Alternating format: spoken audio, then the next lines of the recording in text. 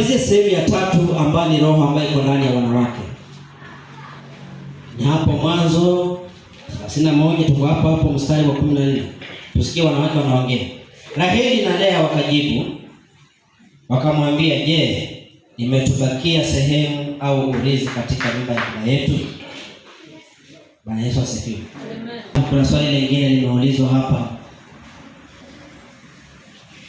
Imetubakia urithi katika nyumba ya baba yetu. Hii roho mara nyingi inakuwa ndani ya wanawake. Mwanamke anapoolewa mara nyingi huwa haangalii mambo ya kwake na bwana wake. Wapo hata ambao wanaolewa wanasema kwamba basi tuchukue hii TV tupatiane kule kwetu hakuna TV. Utakuja nyumba nyingine. Anaolewa lakini bado akili kwa wapi? Huyu mtu ameongea mambo mengi, yakoba ameongea mengi, lakini wanawake walipoongea waliuliza tu, umetuachia kitu urithi. Bwana Yesu asifiwe. Amen. Naona kwamba hata harusi zinafanyika. Harusi zikishaisha, zawadi zimetoka, msichana anagawanya sehemu, anasema kwamba hizi ziende kwa wazazi wao. Roho bali kwa kina Raheli na Lea. Bwana Yesu asifiwe. Na wengine wanafanya kwamba wazazi kabisa, hii naitoa mwanangu, lakini siku mtafungua hizo zawadi hiyo unirudishie. Nirudishie.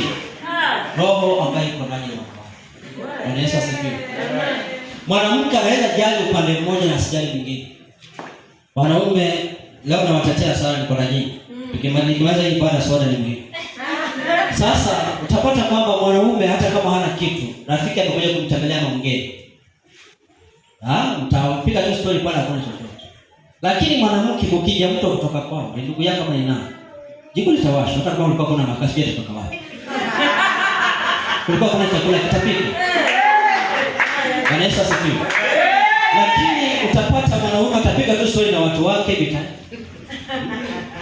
Ukitokea shida kwa kina mwanamke, hata kama alikuwa kuna pesa mfukoni, mkifika pasa kwamba hapo kuna mchango kwanza 200 alafu pale kuna 500, atakuangalia wewe.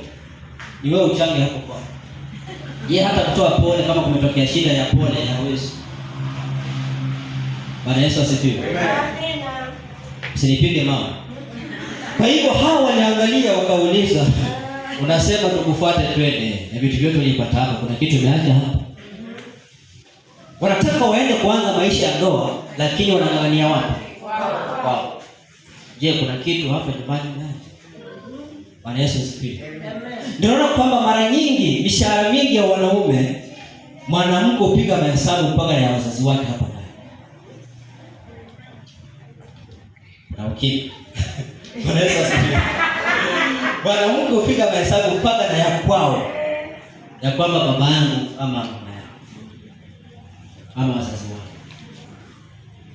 Bwana Yesu asifiwe. Amen. Inakuwa hata rais aangalie kwa Mungu wako viatu ambao ubaya sema kwamba hivi naona vinatosha baba yangu. Sinatumane ndiye. Bwana Yesu asifiwe. Kuna roho inakuwa ndani ya wanawake, badala ya kusonga mbele wajaribu kujenga kitu, wanang'ang'ania je, kuna kitu tutarithi. Wewe umeolewa na unauliza mambo ya urithi kwa nyumba ya baba yako. Ni roho gani? Bwana Yesu asifiwe. Amen. Ama mimi nimesoma vibaya. Nirudie tena nisikie nimesoma. Raheli na Lea wakajibu wakamwambia, je, umetubakishia sehemu ya urithi katika nyumba ya baba yetu? Maana waliangalia huyu mwanaume hana kazi, ni hapa ndiye anafanya kazi. Tumemkulisha sisi. Kila kitu ni hapa. Alafu anaondoka, anaenda kutulisha nini? Tunaenda kuishi na yeye wapi? Wewe yakishindikana huko ya kama vimeshinda. Maana hata watu walikwao. Kuna kitu umetubakishia hapo, tutakuja kukaa nacho kama tumeshindwa na ndoa huko mahali tunapoenda hatujui ni wapi. Ndio wakauliza. Kuna kitu umetubakishia. Na haya mafundisho hata wanawake wanafundishwa. Usiwe mjinga, mwanaume kesho anaweza kuolewa mke mwingine. Jaribu wekeza kwenu, wekeza kwenu, wekeza kwenu. Bwana Yesu asifiwe. Amen. Wewe unaona kama mlikuwa mmefuga kuku 10, mwanamke akaenda kutembea kwao, kuku iko hapa. Anaenda nyumbani. Na kuku amebakitisa. Anawekeza kwao waniambie. Maana kesho ujui kama ndio itaendelea ama haitaendelea. Bwana Yesu asifiwe. Hii roho iko ndani ya wanawake. Na katika maandiko wanauliza, je, kuna kitu umetubakishia? Bwana Yesu asifiwe. Unaweza ona kama mazungumzo yanafanyika lakini mtu anapewa sana kwa. Nilikuwa naona kaka yangu, nilikuwa naona ndugu yangu, nilikuwa naona dada yangu, tumpe. Anaomba kama hana mambo mengi anasema kwamba yeye maana hataki mambo mengi. Kwanza hapo tunasema kwamba mimi watu kwetu wapende. Yakobo sijui alijibu nini, lakini yeye aliwapalisha kwa farasi akamwambia ondoke hapa. Maana huu mjadala si. Maandiko yanasema kwamba maana mali yote ambayo Mungu amemnyang'anya baba yetu, mali hiyo ndiyo yetu na wana wetu. Basi hiyo yote Mungu aliyokuambia uyafanye. Lakini wanasema uyafanye lakini shingo upande. Wangeanza na hiyo kwanza, fanya ile Mungu amekwambia.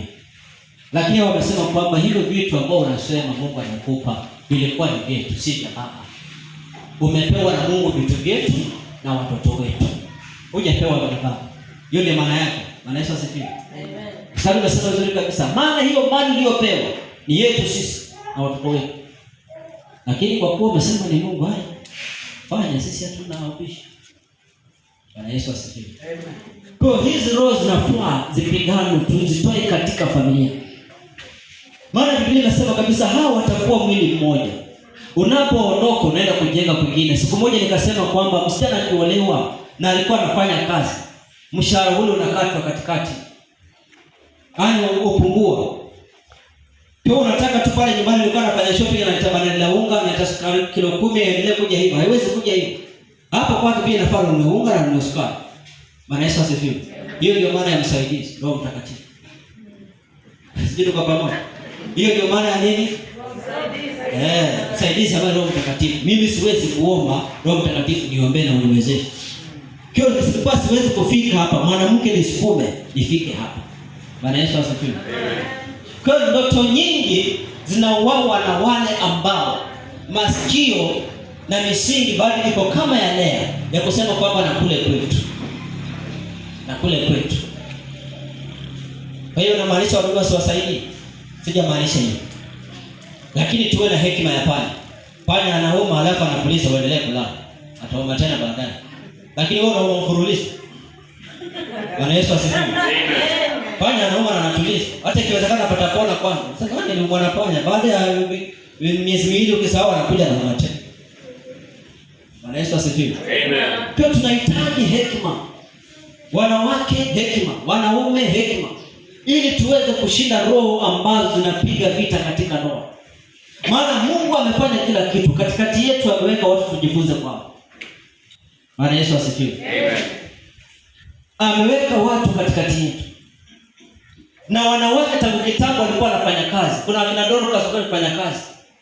Ukisoma kitabu cha Mithali, yule mwanamke mwenye hekima anasema kwamba anarauka mapema na anapanga watu na anashona. Kwa hata mwanaume kuzuia mwanamke asifanye kazi, hiyo nani nyingine?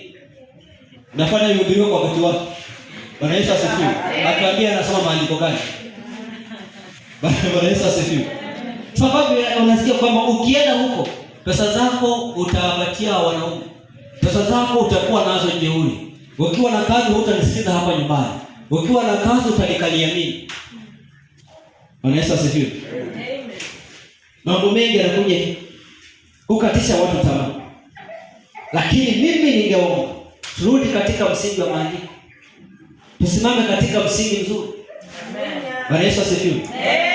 Biblia inasema kwamba Yesu alikuwa na wanawake walikuwa wakimhudumia na mali zao. Imeandikwa. Mali zao, wanawake wamefanya kazi mpaka wako na mali. Wana support wao, wana support safari za Yesu hapa na pale. Wanamsimamia. Wanamsimamia. Ni wanawake. Bwana Yesu asifiwe. Na hao ndio wamerauka kaburini asubuhi na marashi. Mali zao ndio zinafanya waende na marashi. Bwana Yesu asifiwe. Wakati wanaume wako mahali wamejificha, wanasema tukienda nje tunashikwa tuna Wayahudi wanatumaliza. Wakajificha mahali. Lakini wanawake wako kaburini waenda kuangalia Yesu. Bwana Yesu asifiwe. Kwa kuna roho inakuwa ndani ya wanawake. Wasipovua vazi ya kwamba nishatoka, nimekanyaga kwingine, atabaki pale pale. Bwana Yesu asifiwe. Amen. Anabaki pale pale kabisa. Maana huyu hajatoka.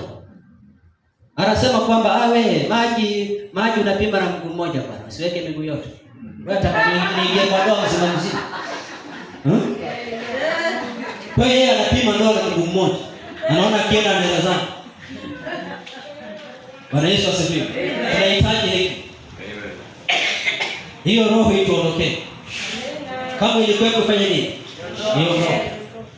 Kwa mimi naomba kuanzia leo Mungu afungue tu fahamu zetu. Mungu afungue akili zetu.